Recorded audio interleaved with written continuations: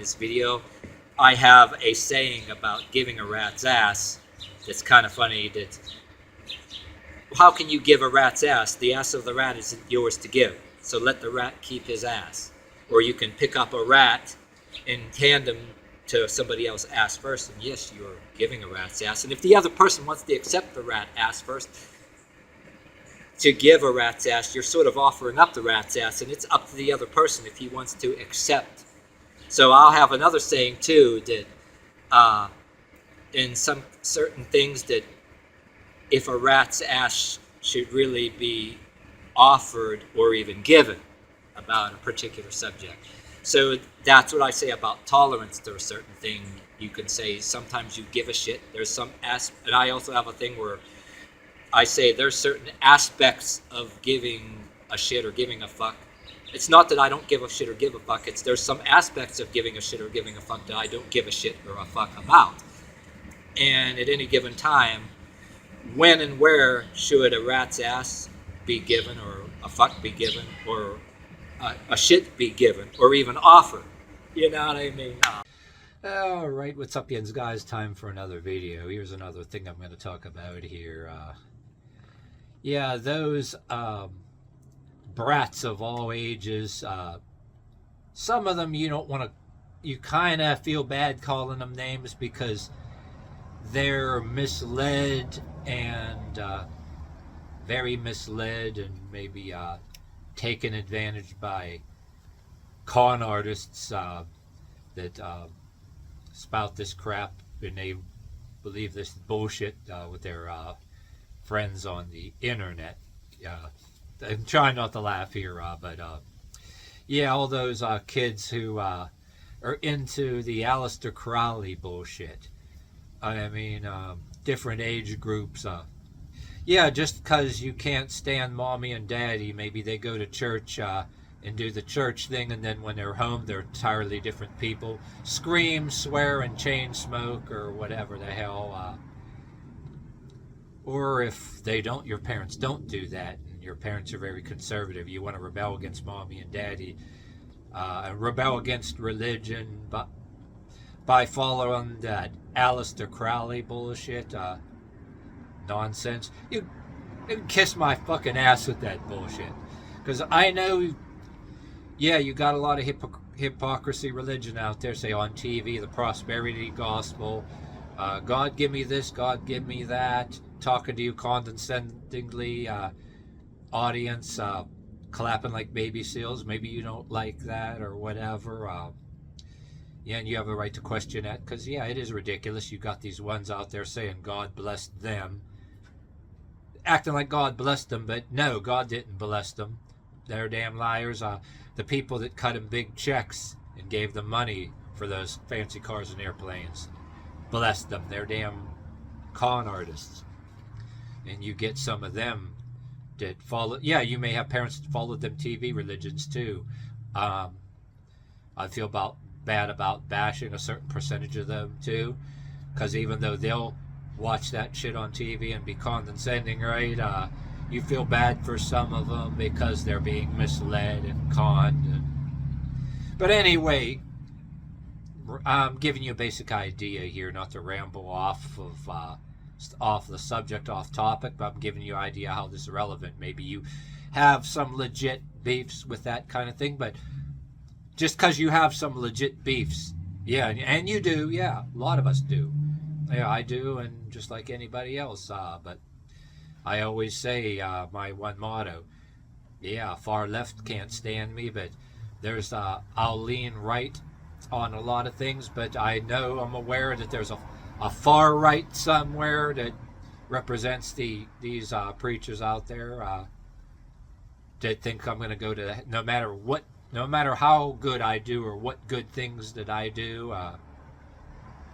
Matter of fact, yeah, it ain't my works, yeah. But yeah, nothing's ever good enough, and it's like I'm gonna go to the hell anyway because I didn't get a haircut and kiss the ass of their big daddy that's supposed to represent God. But yeah, that is out there. But just because you don't like that shit and you have legitimate beefs, you're gonna follow fucking Aleister Crowley, the one who sacrificed gored the hell out of the family cat, sacrificed the family cat, and then went on to squander his dead father's money that he inherited, squander it all away, and ended up being miserable and dying miserable broke. Is that the kind of person you want to follow, really, because you're rebelling against mommy and daddy? And given some of y'all the benefit of the doubt that you might be a little bit misled and because you're grinding the axe, I'll have videos about that too, about grinding the axe, how it's good and how it can be severely damaging to you and how it can fuck you over, but that's separate. I'm working on that. But yeah, you're gonna follow that bullshit because you're gonna rebel against mommy and daddy. And I'll say again, with the exception of the people that might be a little bit misled, and that I would rather implore you to reconsider your position. And you're not really doing critical thinking just because you're rebelling against one thing. I'm being nice by saying, some may be a little bit misled, and maybe you get older and get out of that shit, but for the others, I'm like, could kiss my goddamn ass with that shit. And I'd say to you, if that kind of occult shit you claim did anything for you, and you're gonna go around sporting that shit, and you think that anybody that you have a beef with is gonna be, they're gonna think, oh man, he or she's really heavy, or do you think that they're gonna be mortified? You're rebelling. You want them to be mortified. You think anybody is going to be impressed or mortified? You think the overly righteous, way out there, right-leaning preacher that makes his living by getting checks from their followers is going to be mortified or have respect for you, which I'm not sticking up for them. They're just going to laugh at you or whatever. They're going to see the truth that you ain't got nothing. I mean, you have a beef with somebody, do it right and get more intellectual. But if you're going to try to do linguistic gymnastics and try to act pseudo-intellectual by defending a dead loser that squandered daddy's money, people are just going to laugh at you.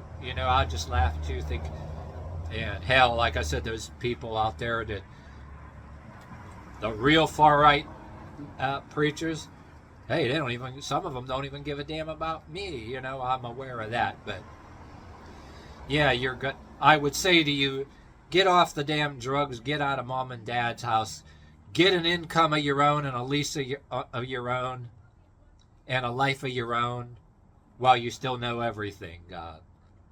And I would say to you, what did that belief system do for you? Did it get you out of mom and dad's house? Or are you 20s pushing 30, still in a room in mom and dad's house, or in a basement or an attic in a room in their house, patronizing you and all your internet buddies that are into the pseudo-occult shit, right? Kidding each other like you got some power, could do anything. Still in mom and dad's house, in your 20s, pushing 30, in a room in parents' house, being repetitive here. While maybe you have a girlfriend that's still in high school, or friends that are still in high school that are like-minded, right?